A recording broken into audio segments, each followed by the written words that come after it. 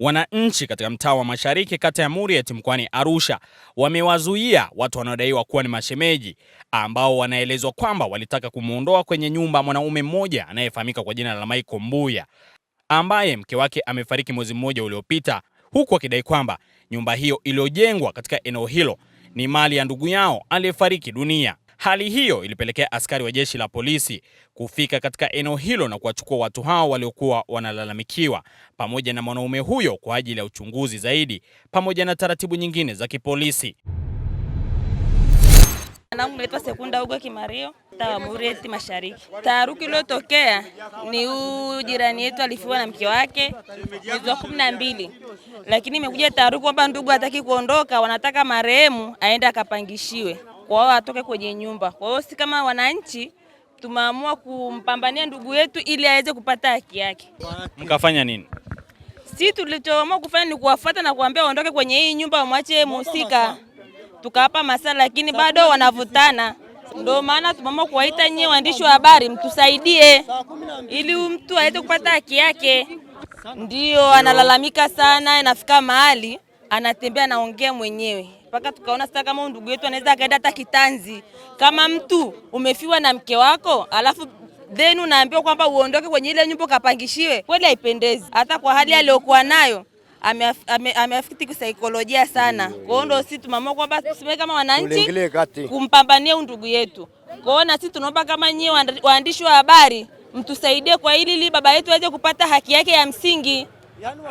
Ndugu wa marehemu wako kama 5 hivi. Waliokamatwa wako 4 kama sijakosea. Pamoja na mhusika mfiwa amebebwa na yeye. Mjumbe wa serikali ya mtaa huo amesema kuwa waliwapigia simu polisi baada ya kuona hali hiyo asitofahamu, na baada ya kufika waliwachukua watu hao na kuwataka wananchi kuendelea kuwa watulivu wakati jeshi la polisi likifanyia kazi swala hilo. Mimi ninaitwa Jonathan Philemon Kalai, ni mjumbe wa serikali ya mtaa. Kuna bwana amefiwa na mke wake hapa, alafu ndugu zake mwanamke wakaja kwenye msiba, lakini baada ya msiba wakaendelea kufanya makao kwenye nyumba yake kwa mujibu wa maelezo ya wananchi ambao ni majirani. Wakaendelea kufanya makao kwenye nyumba yake, hawajampisha, na mwisho wa siku wakamtaka atoke yeye awaache wao, wakidai kwamba nyumba ilikuwa ni ya dada yao aliyefariki. Sasa kilichotokea hapa ni kwamba wananchi wamechukia kitendo hicho na baadaye wakaamua kukusanyana kwa ajili ya kutumia nguvu ya kuwatoa wale ndugu wa yule marehemu ili baba abaki na nyumba yake.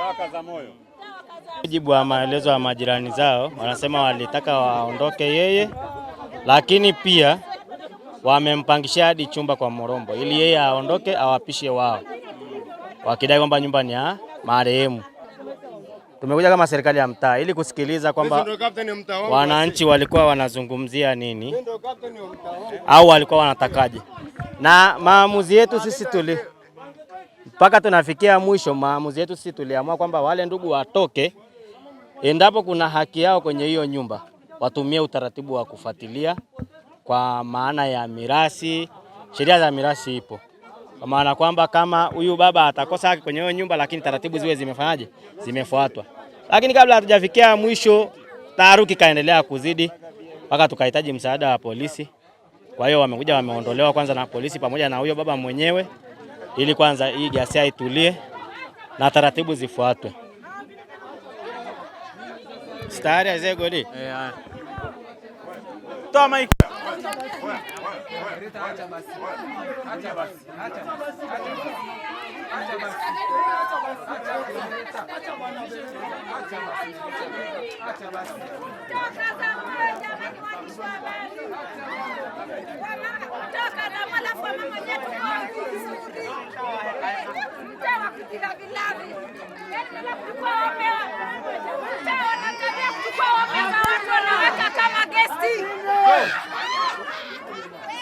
Amna mtu anaongea hapa, mama mmoja.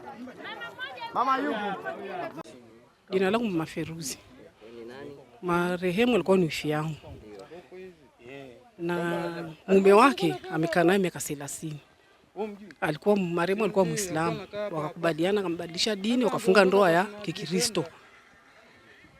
Kwa hiyo alikuwa naye wakati wanajenga hapa. Na amefunga naye ndoa ya Kikristo Katoliki.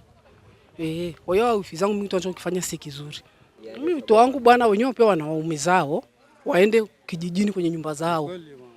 Wao wana waume zao, wamwache huyu hapa kwake. Wao waende kijijini, wana waume zao kule. Hata sisi kaka zao tunakaa nao, sisi tukiwafukuza watarizika. Lakini ana ndoa huyu ya Katoliki. Ana ndoa huyu bwana. Amefunga naye ndoa. Na harusi kabisa kanisa la Burka kule. Ndio mahali alikofungia ndoa. Na alimbadilisha dini akawa Muislamu, sana maana walikubaliana akawa Mkristo. Nani akawa Mkristo? Mke. Alibadilishwa dini akawa Mkristo. Ina maana sio walikubaliana.